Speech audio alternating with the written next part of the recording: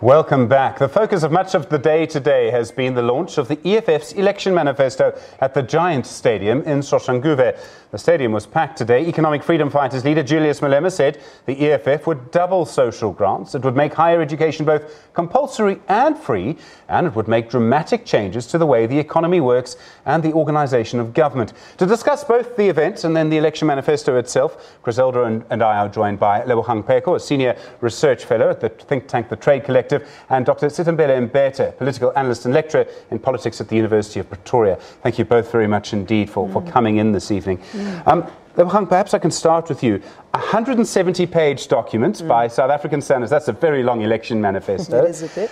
It also seems to suggest that the core constituency of the EFF is young people. It talks about free higher education, makes a promise of one graduate, one job. That perhaps shows us where Julius Malema thinks his votes will come from. Yeah, I mean, it also talks about set-asides for employment for women and youth across all sectors. It talks about set-asides in science and technology, early childhood development, 70%, and so on and so forth. But it also indicates that certainly he is hoping that the youth vote is going to galvanize and shift. You know, there's going to be a demographic shift in 2019 this year. Remember that this is also a generation of people who have been for lists. This is a generation of people who have been quite apathetic. We know that in the last couple of elections, one thing that young people have not done is to turn up on polling day. They would rather go to the mall or do other stuff. And I think that he's also counting on a newly radicalized and increasingly radicalizing of young people who are much more engaged. You see it on social media, you see it in public discourses. And certainly this is a manifesto not only for them, but primarily to attract them and I think to make them feel as though they are involved, engaged, and in some way being anticipated. Yeah. You know, some have been arguing that, of course, this is a manifesto that outlines the real challenges that South Africa is facing. But do we see an actual plan of action that is coming from this manifesto to rectify some of the problems that have been highlighted? Some have also said, look, it's all great when you're not in government to give these a grand picture of what it would be like if we are in government, says the EFF. Yeah, look, I mean, incumbency is one thing, opposition is another thing. So certainly it's a long wish list. It could be termed as a plan of action, a very long one, a very detailed one, and probably extremely unrealistic in many regards. Some of the time plans, the time lapses, for example, economic growth of 6% within the first 2 years, increased by another 4% to 10% in the subsequent 3 years, is really not feasible on the current economic trajectory and based on the sorts of performance that we've been seeing. Let's go to our studio in Pretoria now and Dr. Sithembile Mbete. I mean, Dr. Mbete, one of the things that's really interesting about the EFF is that both the Democratic Alliance and the ANC have quite a broad constituency that they're aiming for. They're aiming for many different segments of society. The EFF perhaps is aiming for a slightly smaller section. It's not going for all of society like the African National Congress or the Democratic Alliance. Does that almost show in the sort of radical nature of this particular manifesto? Right, because clearly, so I've just come from Soshanguve, from the manifesto, from the stadium itself. And one of the things that struck me while I was there was how much of an effort was being made to accommodate and to speak to older people. So clearly the bulk of the audience at Soshanguve and the EFF support base that was there was young people below the age of, let's say, 35. But there were a lot more older people, sort of older the age of 50 or 60 than I expected to see. And certainly there was an area that was set aside for them to sit on chairs and to be shaded from the heat. And then I didn't see this myself, but on social media there were all these photographs of the Juju's Kidio, apparently is what they call themselves. So these kids basically below the age of 13. So certainly there was a big emphasis on painting this manifesto as a manifesto for all and not for a particular part of the population, so not for young people specifically or not for rural people specifically or for township or urban people specifically. Having said that, certainly a lot of the manifesto is there to speak to young people in South Africa, so people below the age of 30 or 35 who are really feeling the brunt of many of the social challenges that the country is facing. So whether it's people who are facing the brunt of unemployment, or not being able to access adequate housing, or not being able to access certain other sort of rights, healthcare and other things. And certainly the bulk of the manifesto, and even the way that it's written, right? So as Lebohang said, you know, the idea of having these timelines, you know, one of the things that really strikes you when you look at the manifesto is that there's dates for everything. So we'll do this by 2024, or we'll do this by the end of 2019. And these are things that attract young people, the sense that these aren't just empty promises, but there's a deadline, there's a date. Whether or not that date or that deadline is realistic is another question altogether. Dr. Mbete, I remember speaking to Stephen just before we went to air, and I was asking him if my observation was correct. Exactly what you saw is I saw my colleague Patricia Vasahi as she was reporting live from the stadium. She kept referring to the elders, about older persons who had gathered and who had been dancing. I began to ask myself whether I was overreacting or not. But I kept asking myself, if this is just a small group, could this mean that there's been a shift perhaps in, you know, older persons finding a message that resonates with them within the EFF? Could we draw that conclusion from, we originally know, of course, that the EFF itself will be targeting younger people, but what we saw on social media and what I saw when my colleague Patricia Vasahi was reporting live from the stadium sort of give the impression that there are people perhaps who are not happy with the past 25 years, who are saying perhaps the EFF could have a different message for me. Certainly, I think that there are many people who are feeling disgruntled, who are feeling disenfranchised by the ANC and more of the traditional parties, who are looking for options. I think the other thing that we underestimate in our sort of categorization of different people is that there's a lot of intergenerational interaction and conversation and experience in South Africa. If you think, for example, of our housing crisis, right? That in many townships, particularly many urban townships, you have multiple generations living together under one roof. So somebody who is 65 or 70 is living with their grandchildren, living with great-grandchildren, and experiencing the challenges that they are experiencing, perhaps from some distance, but certainly knows the issues of employment, of drugs. Julius spoke sometimes quite humorously of you know, addiction to nyaobe and other things. And so this distinction that we place between different generations, I think, sometimes doesn't reflect the reality of the communities that we live in, right? Which is that, you know, the issues that are affecting people in their 20s or in their teens or in their 30s are also affecting the people that are older than them. We know that there's a great deal of strain on many older people who are earning pensions from the state because the young people they live with don't work.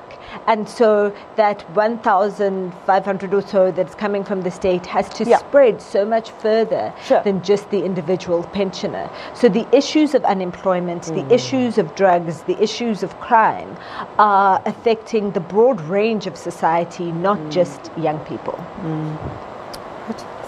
Well, let's take a look at some of what was said today. I mean, one of the big issues that we've seen being discussed, of course, over the last little while, the last couple of weeks, has been corruption. And that then set the stage for Julius Malema to actually talk about that particular issue. Here is what he had to say about corruption while speaking at the Giant Stadium in Soshanguve today. We must end corruption.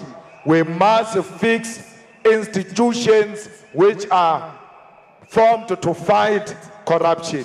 We must make sure that any institution formed to fight corruption is not corrupted itself, and there are no cadres deployed to make sure that the institution is dysfunctional. But by issue, we must build internal capacity. Most of corrupt activities is because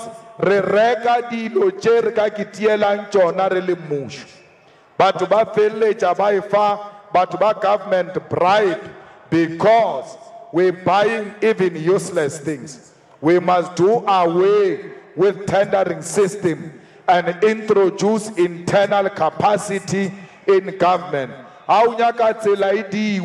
We must hire people who can do the road. Baberegele musho, reba patele, babeli di benefits, babeli pension fund. Because our regular private sector, there's no such capacity. Comrades, we must stop usage of consultants. Repelare consulta. We are permanently consulting. That leads to corruption because it is these consultants who are giving politicians bribes. EFF leader Julius Malema speaking today at the Giant Stadium in Soshanguve. Ms. Pheko, I mean, he's really he's tapping into something that everyone's been talking about. We've all been talking about the Zondo Commission, Bosasa, the fact that people get pensions even if they're accused of wrongdoing. They resign before there's a disciplinary or anything like that. I mean, there's rich political ground for him there. It's easy to do, isn't it? It's easy to do because the role of opposition is almost de facto the role of watchdogism, isn't it? And it's to point fingers and prick holes into the things, the deficits of the sitting government, including their systems, their checks and balances, and the efficacy and the probity of their institutions, right? And that's exactly where I think that the EFF have managed to position themselves very effectively in the parliamentary debates, in public discourses. Every other day they're able to raise an issue. Of course, it begs the question as to whether their own internal, goings-on and their own internal mechanisms would stand up to the same kind of scrutiny. We've all been watching the VBS saga unfold over the last few weeks. So, I mean, I think talk is easy when you're sitting at the, at a distance in the back seat of power. And this is not in any way to excuse the quite disgraceful excesses of the incumbents. But I think that it's very important that in doing this, they're aware that when they do,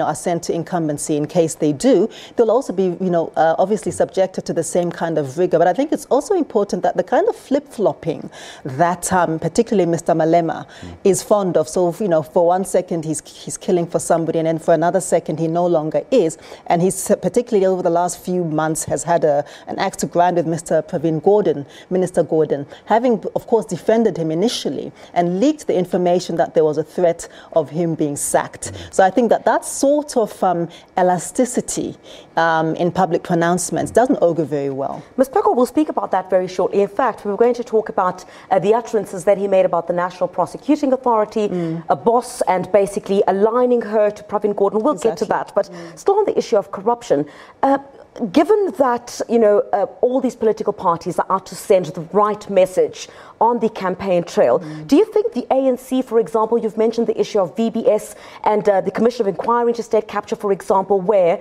it sort of made it easy for the EFF to be able to harp on issues of corruption, given what is happening within the ANC at this time, even though the ANC says it's not on trial or it's not basically the focus, but we've seen what is happening at the Commission of Inquiry into a State. Has it made it easy for the EFF? Would they be able to use that as they move from here to May, whenever that election date is? Yes and no. Yes, because possibly they have exposed themselves. So the government, of course, have put themselves in a situation where many of the cadres, the ministers, senior officials, and so on and so forth, are likely to be named and fingered, and that's already happening. The other way to flip it, of course, is that at least something is finally happening. At least they are subjecting themselves to this cleanup operation, this anti-corruption operation, and that in fact this is a way of reclaiming the state, reclaiming state institutions, reclaiming public confidence. Yes, happy coincidence that this all happens in election year, but be that as it may, it also they could easily make the argument that actually what they're now doing is redeeming state institutions and redeeming constitutionalism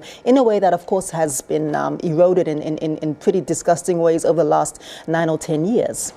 Lebohang Pheko is with us in our Johannesburg studios, in our Pretoria studios. Dr. Sithembile Mbete. We're talking, of course, about the EFF's election manifesto. Other clips for you to play, particularly one of the big promises, as always with the EFF, is about education and about higher education. Julius Malema speaking today at the Giant Stadium in Soshanguve. We are going to make education free and decolonized. We must have indigenous education that will make you patriotic, that will make you an African.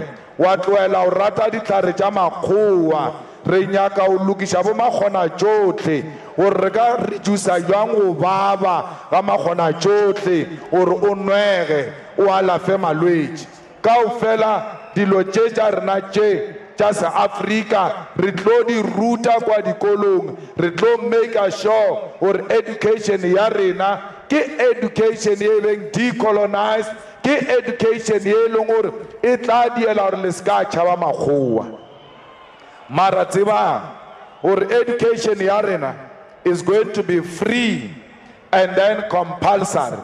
Compulsory means you are going to go to school by force. Warata urati uya skolo. If we find you in the streets of Soshanguve during school hours, tsotsi unyagang moka nako ya skolo. Rolaisha ka veni. Because why? Tuto ke mahala. We've paid a desk for you. We've paid books for you. We're paying teachers for you. We've built a school for you. How fecha when we skolo machaba skolo retlo tsara rawisha skolo by force retlo lisha sto to school ufitela lekeria post matric qualification otare level how fediche okano kwata haruisha skolum by force. But what I know, when you graduate, you are going to thank us. I want to thank my government. I thought they were abusing me. Now I realize they were helping me. That's what we are going to do to all those who refuse to go to school. Speaking, of course, earlier today at the Giant Stadium in Soshanguve. Let's go to our Pretoria studio. I mean, Dr. Mbete, when we talk about education and higher education in particular, obviously that is one of the EFF sweet spots, perhaps the biggest sweet spot after land. And yet, I was slightly staggered to see the promise that not only would it be free, but it seems compulsory. You would have to do more education or training after school. I've not seen any political party make a sort of promise like that before. Well, I mean, it was one of the interesting, and one of several aspects in Julius Malema's speech that indicated a very authoritarian / paternalistic view of government. So, you know, what he said in that clip towards the end, that we will force you to go to school, and you may think that the government is being unfair, but you will thank us, you know, for forcing you to school. And some of the people I was sitting near were like, it reminded them of the government of Lucas Mangope in the former Bophuthatswana, where if you weren't at school, you know, you would get shamboked and you would be forced into school. The police would always be looking for young people that hadn't gone to school. And so it's very interesting to me that in as much as there is this populist call and this resonance towards the kinds of debates that have come from our university students and school leavers about access to education, about the cost of education, and also about access to quality materials within their education, and also the calls to decolonize education. One of the really interesting things, and it was the first time that I'd heard it said so explicitly, was that education and educational attainment at certain levels will be enforced in the society, and will be enforced amongst all people, which is, and it'll be interesting to see how people respond to that, because, you know, that then will require a lot more of an authoritarian response, a lot more of forcing, of compelling people, so decisions that can't just be made within a family or within a community, but that people are going to have to toe a particular government line, and that came through very, very clearly. I think one of the things for me, as somebody that teaches at a university and has dealt with a lot of the grievances and things that students have had around fees and other things, is that what surprised me is how little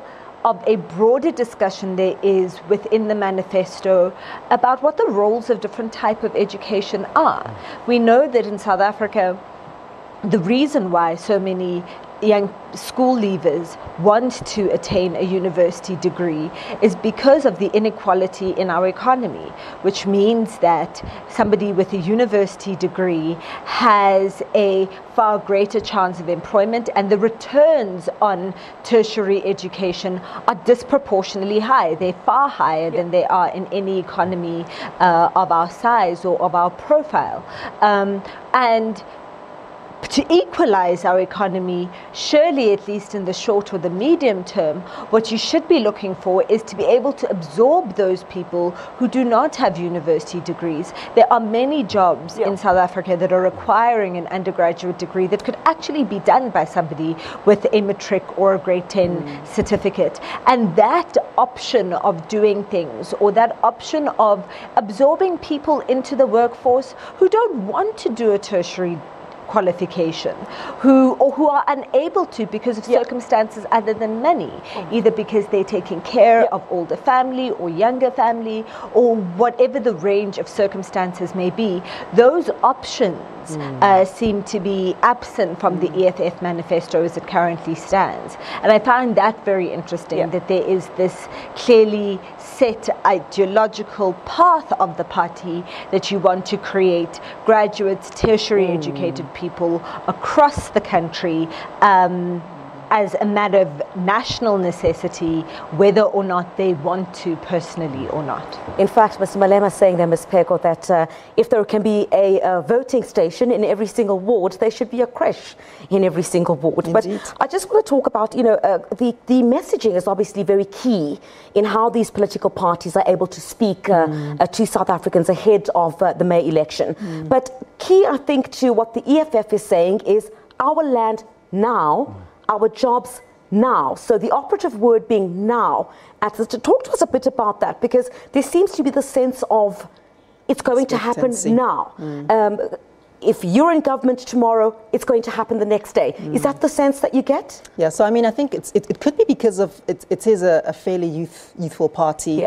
The framing, a sense of urgency, a sense of inevitability, and a sense of immortality as well. And I think that is a feature of a lot of the framing of EFF language, is a sense of immortality and impossibility, that things can be done by the sheer force of will and of mass mobilization, and that there's a way of galvanizing public opinion and shifting processes, legislative and otherwise, merely by the force of galvanizing enough forces and enough fighters on the ground. And I think that they're relying on this, especially in the light of, yes, the Flawless Generation, the student movement, but also the idea that there's a sense in which the elders have failed, and that it's been 25 years, and that this is the time, and there's very much a sense of our time, is now, our space, and our land. I mean, there's a slogan for you now. And I think that the other thing around that is look, I'm a landist in every way possible. I do think, however, that the framing of this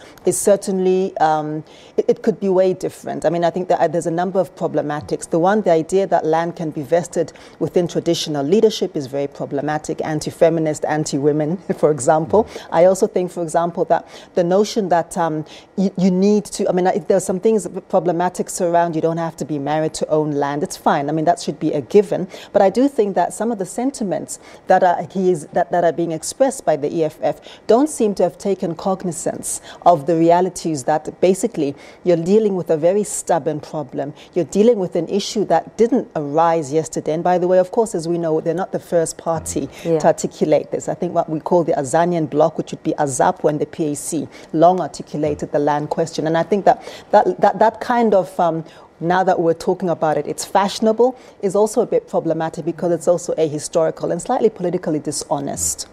On the issues of land? Well, yeah, on the issues of land, Julius Malema did, of course, speak about it at the launch of the EFF's election manifesto at Soshanguve. This is what some of what Julius Malema said on the issue earlier today. The land is coming to our people. Whether Barata, Abarati, the land is coming.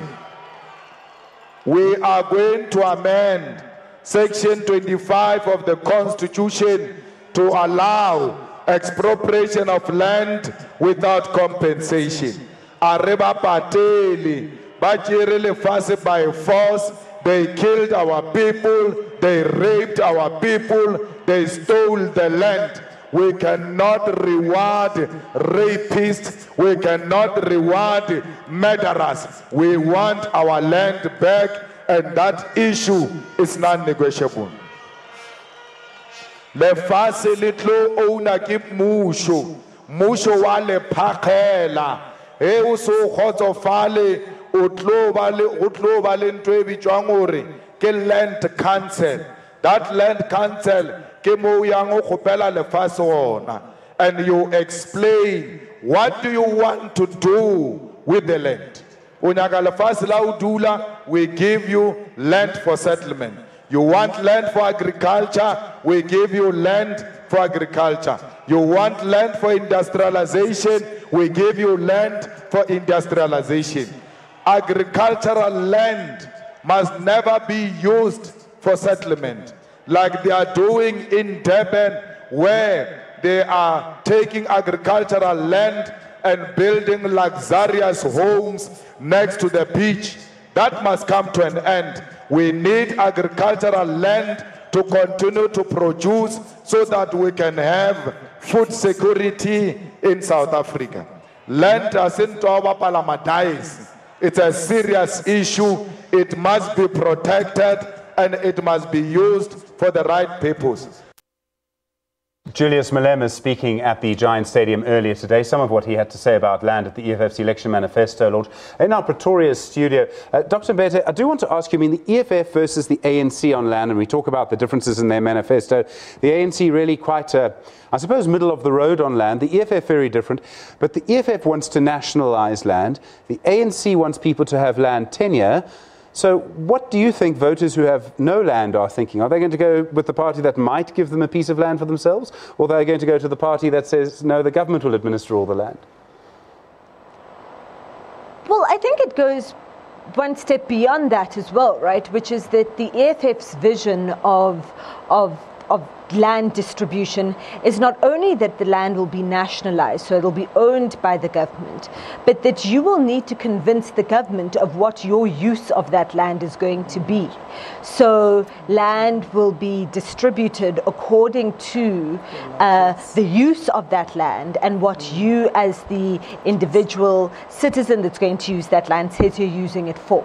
And so there will be land that is demarcated for agricultural purposes, residential purposes, commercial or industrial purposes, and then you need to prove not only that you are going to that your intention is to use the land for that, but then actually that is what you're doing, and then you'll have a lease for a certain amount of time to use the land for that purpose. But the government then can take that land away from you if they feel that you are not using it appropriately or that it could be put to better use by somebody else. And so this idea of land as being a commodity according to its use, I think, is a very big distinction between the EFF and the ANC view of land, because the ANC's view of land and of land distribution seems to be that they want to be able to distribute land to private owners to increase land tenure, and so people having actual title deeds to land or having security of tenure in communal land, for example. But in terms of dictating what it is that you do with that land, or in terms of expecting you to account to the state about what it is that you do with your land, that aspect of things is missing from the ANC's vision, from the ANC's its framework really for what it wants to do with land expropriation. Yeah. And there are interesting things if you look at the manifesto, and I encourage everyone to look for it, the EFF manifesto on the EFF website, because it is interesting when you look at it. For example, they have a clause about using land for rental purposes, so they will limit people's ability to own more or to have title or tenure over more than one piece of land for residential purposes, so that people will be limited in terms of the rental income that they make for residential purposes. And all of these sort of nuances of what the EFF's vision really for land is are contained in the manifesto, and is actually what people need to be looking at. It's not just a matter of land being nationalized, it's a matter of how will land use be regulated, and how will profit off land also be regulated under an EFF government. Dr. Mbete, would love to continue on that particular aspect. We're going to try to get through as much as possible, but I think one of the things that stood out for us was the utterances made by Julius Malema regarding the new NPA boss, Sithembile Mbete. She's just 2 days in office now, and he had this to say about her and what he believes is a relationship with the Public Enterprises Minister, Pravin Gordhan. To tell you the honest truth, I've got no trust on the new appointed head of NPA. She's very close to Pravin Gordhan. She's controlled by a group that is close to Pravin Gordhan. I don't think they were helping anything there. They were appointing her to protect the crimes of Pravin Gordhan and the cabal which is aligned with Pravin Gordhan and Cyril Ramaphosa. The EFF government will appoint an independent head of NPA who's going to arrest criminals, whether they are EFF criminals or not. Trunk 2, by EFF firing squad. Because how only EFF or a poula or renare chwana le makodwa ANC. Don't commit corruption. Mr. Julius Malema, of course, there on his utterances and what he believes is some kind of relationship between the new National Prosecuting Authority boss as well as Pravin Gordhan. But what do you make of that, Ms. Pheko? You have a new NPA head who is tasked with a huge responsibility of getting South Africans to believe in this very important institution that has been through too much, one could say. And there you have the EFF leader saying, we don't trust her. Swaying public opinion in advance, which I think is quite cynical. And I think it's a misuse of a platform, quite frankly. I also think that given that we haven't had the opportunity to assess the advocate's performance in any way or shape, I think that the attempt to then build in this sinister sub-narrative that anybody who's got anything to do with Minister Gordhan is somehow tainted, not trustworthy, inherently corrupt or inherently corruptible is also problematic. But I think deeper than that is also, again, a misunderstanding and a misreading of what the role of these sorts of functions are and what the role of the state is in all of this. Because what you're supposed to do really is to bolster public confidence. These institutions don't, belong to individuals. They don't belong, that institution doesn't live in Minister Pravin Gordhan's pocket. It belongs to the state. And what this indicates is that a really shallow understanding, in my opinion, of how these sorts of institutions should actually function, a suggestion of favoritism, a suggestion of partisanship, and I think as well a weak understanding, of course, the luxury of speaking from the back seat of opposition. I mean, I would love to see the EFF, if ever they're in incumbency, going after some of their own cadres. There have been horrible allegations of their own mismanagement, embezzling of funds, abuse of women. There's a whole host of, menu of misdemeanors that don't distinguish them in any way from the governing party or any other political movement. So I'd love to see this happen, but I do think that it's very cynical to sway public opinion even before the advocate has taken office, and I think it's slightly mischievous. So can we talk for a moment about immigrants and people from Africa who are living in South Africa? So the EFF manifesto is a section about crime. And underneath that, the last point in its crime section, it says all immigrants should be registered and fingerprinted. Okay, it puts that in the crime section. The Democratic Alliance was perhaps first out of the blocks on this quite some time ago when it started to talk about foreign nationals in South Africa. The ANC talks about it in its election manifesto as well. And then, Dr. Mbete, I'm going to put this to you. We have Julius Malema really talking about how all Africans are people, the same people, in a way, quite a powerful language, I thought, towards the end of his speech on exactly that topic. How do you read all of this? And I mean, if we've got all three of the biggest political parties all talking about foreign nationals, all under the heading crime, I mean, do we need to start worrying about the potential for further xenophobic attitudes? Certainly, and I think that you've got all three of the major political parties responding in quite a populist way to the grievances of the electorate that they're seeking to attract and that they want to vote for them. And rightly or wrongly, the framing of the issue of immigration, particularly by African immigrants into South Africa, African and then certainly certain Southeast Asian, so Pakistani, Bangladeshi immigrants into South Africa is often framed in the language of criminality, right? That these are people who are here, they are undocumented, so we call undocumented immigrants illegal immigrants. When people talk about why they have attacked the spaza shops that are run by either African or Pakistani or Bangladeshi immigrants, they'll often use the excuse of, well, no, these people are selling fake goods, or these people are not paying tax. And so much of the popular language around immigrants is the language of law and order, is the language of crime. And you've seen from the DA, from the ANC, and you see it now from the EFF, that there is a response to the public sentiment that isn't a correcting of the sentiment, but that rather is a speaking to it, playing to it by saying, well, we will make sure, and so what the EFF has said is that we will make sure that all immigrants are registered and they have their fingerprints captured.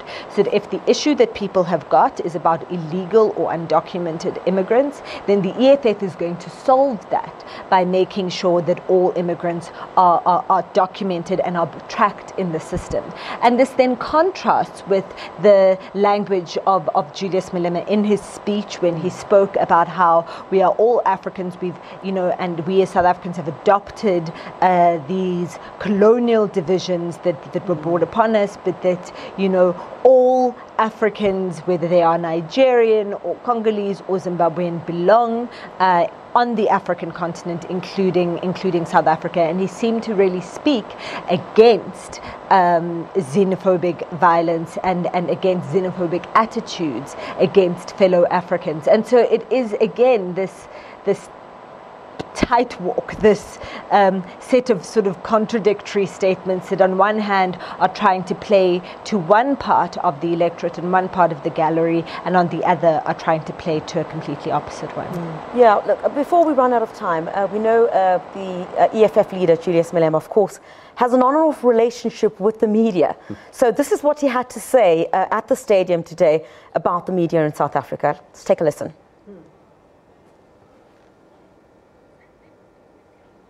We'll get to that in just a second. I mean, there's been all sorts of commentary about the media. One of the things, of course, is, people have been looking for direction after some of the comments that he's been saying recently. We can now watch what Julius Malema had to say on that issue today. We are not fighting with the media. We want the media that is self-regulating. We want the media that is not biased. We want the media that is not embedded. We don't want a media that is involved in politics.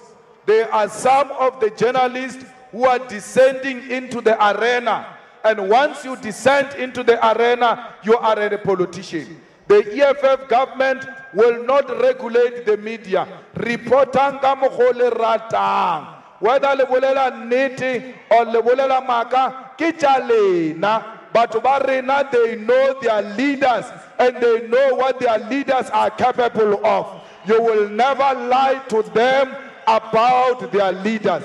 Report freely especially when it comes to EFF, report freely. But when you lie, we will tell you you are lying and I will expose you for who you are.